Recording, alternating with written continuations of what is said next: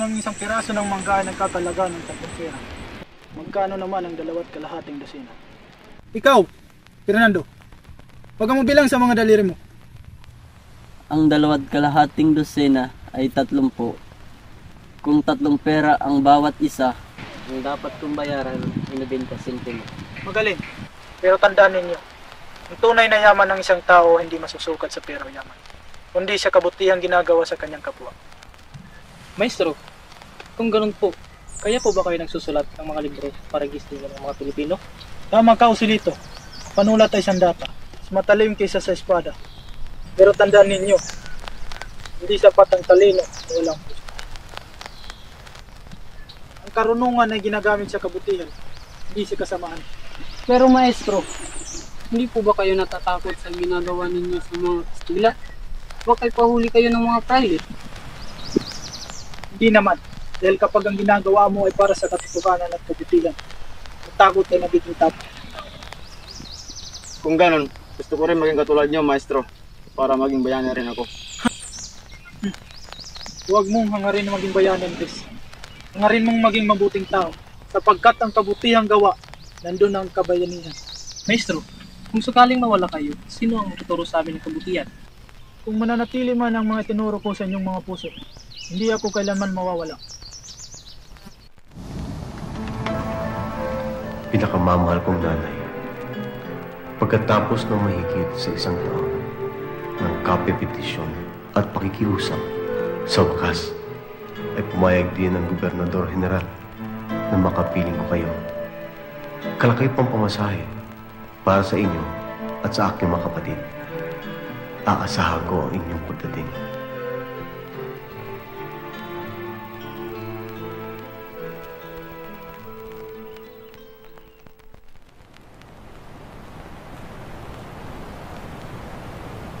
Inay, napapal po ko sa biyahe. Hindi naman. Ikos! Pinapakilala ko ang aking mahal na ina, Teodora, at ang aking mga kapatid, si Trini, Maria at Asisa. Good afternoon, ladies. We hope you have a happy trip. Alam nilang nag-English kayo sa Hong Kong, kaya ininsayo nila ang kanilang English. Yes, we have a pleasant trip. Thank you. Maraming salamat, mga idol. Umupo muna kayo. Kumusta na po na yung buhay? Mabuti naman ang Ang tatay at si Pusiano. Ang tatay mo ay mabuti naman, pero si Pasiano nandun pa rin sa hulo. Nagsasaka. Matagal na rin hindi namin nakikita. Si Leonor, ang aking pinakamamahal na pinsan. Kumusta na siya? Ba't kayo natahimik? Pepe, huwag kang mabibigla. Si Leonor, pinilit siyang pakasal sa ibang lalaki. Pero alam mo naman yun, Rizal. Kahit kailanman ay hindi siya naging maligaya sa iba. Naalala niya pa ba ako? Pepe, patay na si Leonor.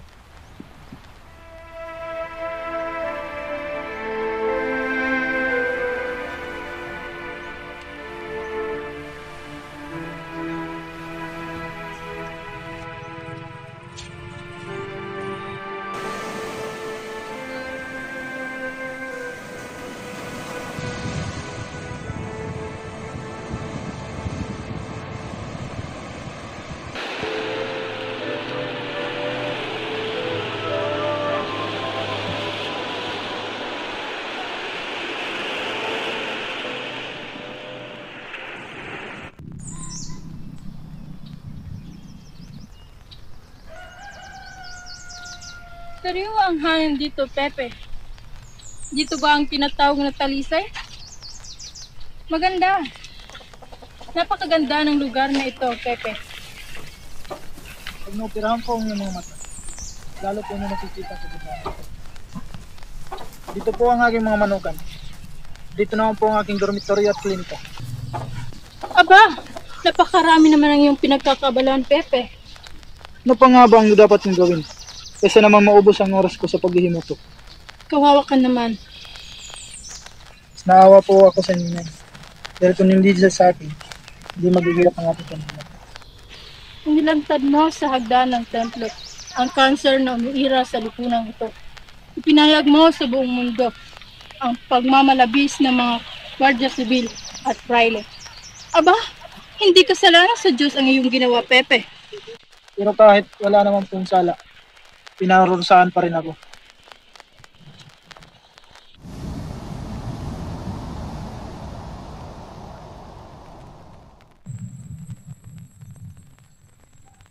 Kataratang lumalambong sa kanyang mga mata. Malabo na rin ang kanyang paningin. Kapag hindi maoperahan kagad ito, malamang mabubulag siya. Handa na po kayo magpa-opera, nanay. Espesyalidad mo ang mga mata iyo. Gawin mo ang nararapat.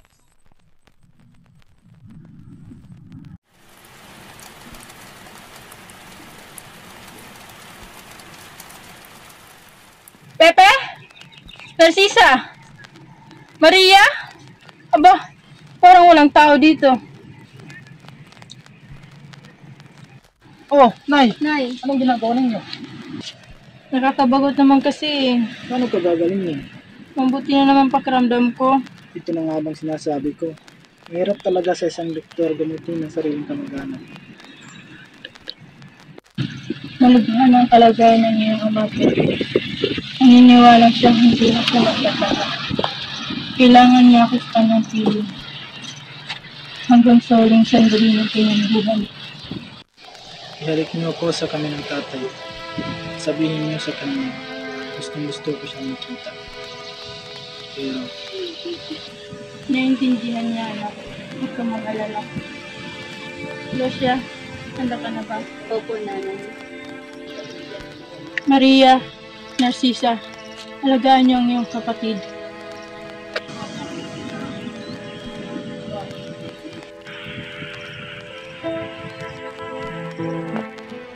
Malinaw ako ang ipagkita ngayon. Pero malinaw ko rin nakikita ang mga poderoso na ano.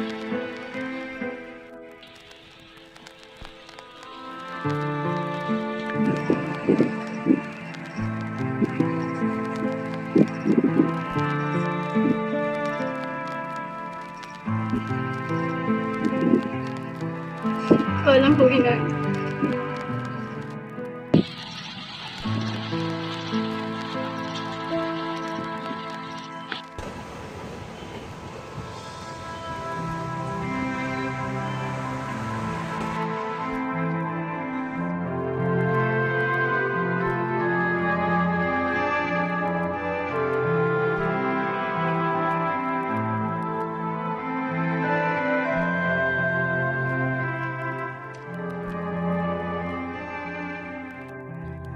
We're looking for Dr. Jose Rizal.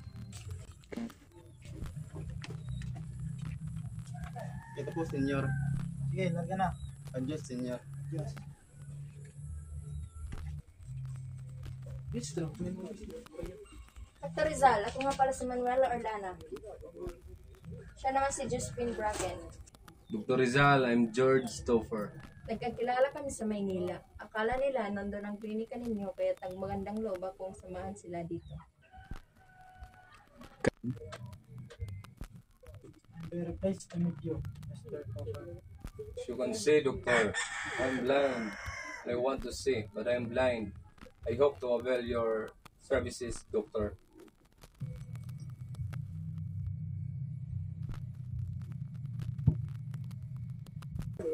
Joselito, isamahan sila.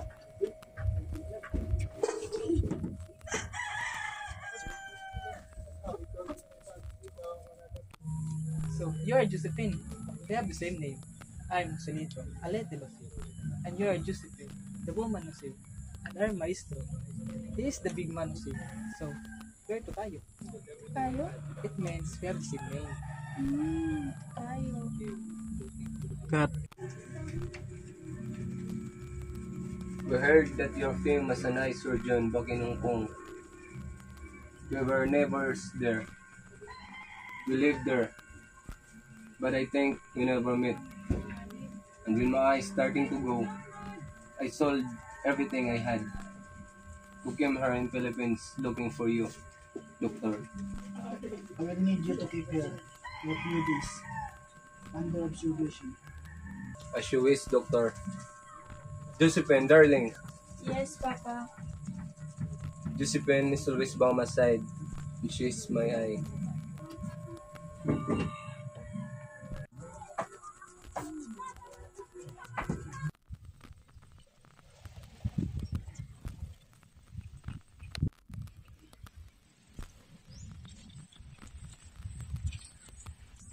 When I was in Europe, I started writing something.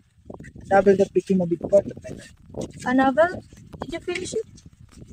I almost burned it once. It was a bold night. And I needed something to keep me warm. But yes, I finished it. That book brought me a lot of trouble. I think I might have seen you before. In Hong Kong, 2 years ago.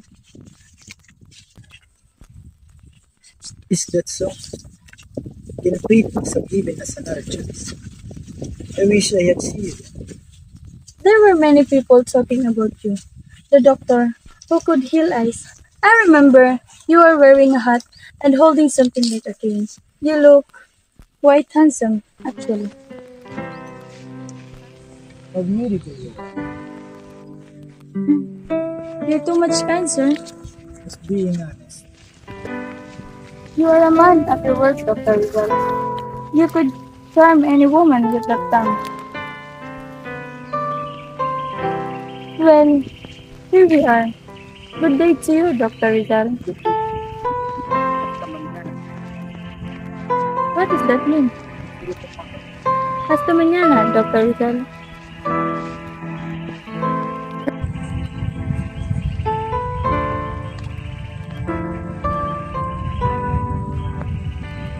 Sige.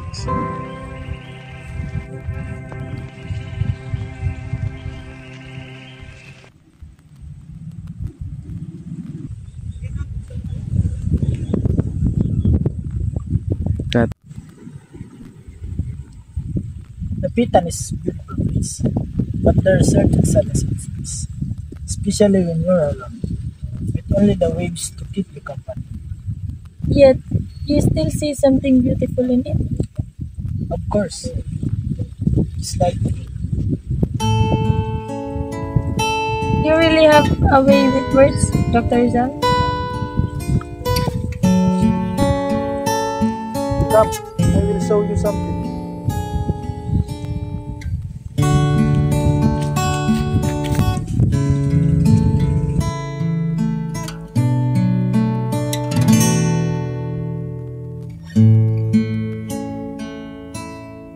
Ikaw at ako pinagtagpo, nag-usap ang ating puso, nagkasundong magsama habang buhay.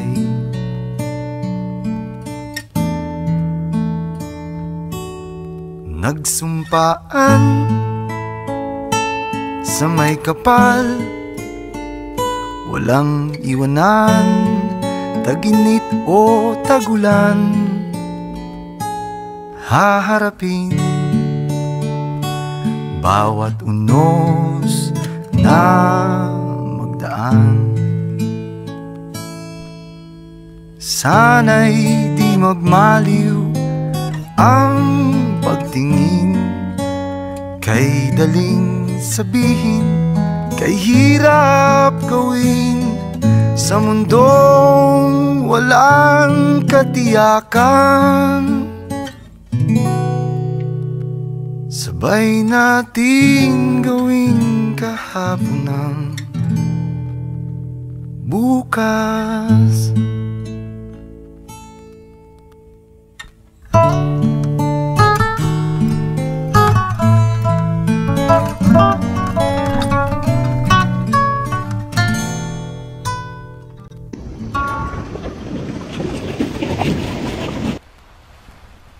You know, I've been thinking how lucky you are. Even in exile, you have your family and many friends who care for you. All I have is a sick old man. Will you be operating on Mr. Toffer? No, Miss Josephine, I cannot. It's too late. He is completely blind. Nothing I can do can change that. I'm sorry.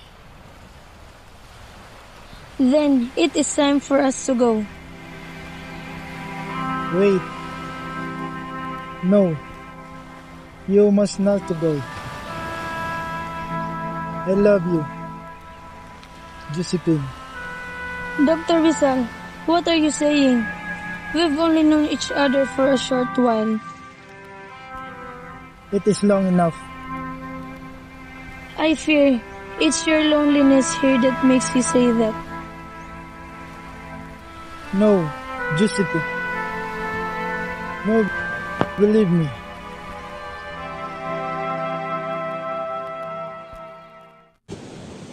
Speak for yourself, Dr. Rizal. I would like to ask for your daughter's son, Mrs. Topper. You know how young she is. She's 18. Just a child. She's a woman, sir. You can't restore my sight. And now you want to take away my eyes that I have. It's my death you're asking for, Doctor. It's my death. So be it. Papa, no!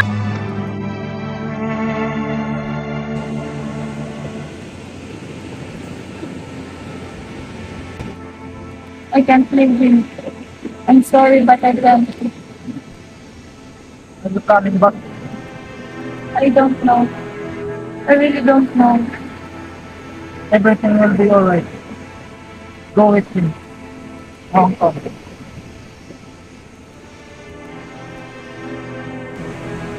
I have the letter from your mother.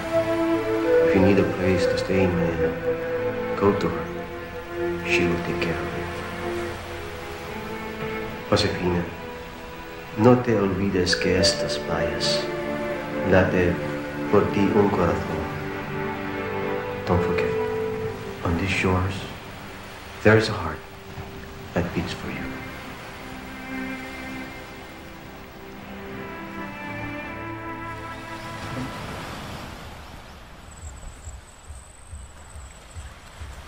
Magandang hapon po, Mang Pepe. Sino ho sila? Ako po si Pablo Mer